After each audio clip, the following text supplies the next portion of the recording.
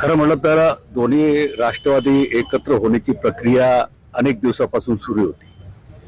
त्या प्रक्रियेमध्ये मी सुद्धा एक महत्त्वाचा साक्षीदार मागच्या 1-2 मीटिंगमध्ये मी हजर असल्यामुळे त्या ठिकाणी प्रामुख्याने होतो। आणि आता इथे स्पष्टपणे मनमोकळेपणे सांगितलं पाहिजे की दादांच्या मनामध्ये सुद्धा दादांची चर्चा करताना आम्हाला जाणवायचं की आता दोन्ही राष्ट्रवादी एकत्र आले पाहिजे, त्यातल्यात आदरणीय पवार साहेब आणि मी कुटुंब म्हणून एकत्र आलं पाहिजे।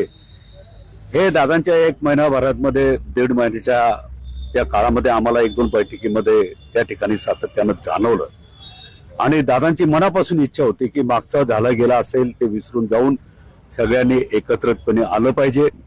आणि खरं म्हणलं तर दादांची भूमिका आज ते महायुतीमध्ये उपमुख्यमंत्री जरी असले तरी शाहू फुले आंबेडकर यांचा विचार आणि यशवंतराव चव्हाण साहेबांचा विचार हा विचार घेऊनच ते सरकारमध्ये उपमुख्यमंत्री या पदावर सातत्यानं ते काम करायचे आणि तो विचार घेऊनच ते पुढे जाण्याचा प्रयत्न प्रामुख्याने करायचे।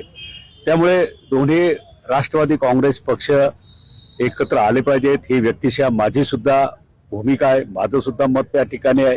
आणि त्याच जोडीला आज महाराष्ट्रामध्ये दादा गेल्यामुळं उपमुख्यमंत्री पद या पदावर सुद्धा आदरणीय सुनेत्राताई पवार यांची निवड झाली पाहिजे असं माझ्यासारख्या कार्यकर्त्याला या ठिकाणी प्रामुख्याने वाटतं। सुप्रियाताई सुळे उपमुख्यमंत्री झाले पाहिजे असा एक सुनेत्राताई पवार सुप्रियाताई सुळे उपमुख्यमंत्री झाले मी माझी भूमिका इथे मांडली, माझं मत आहे।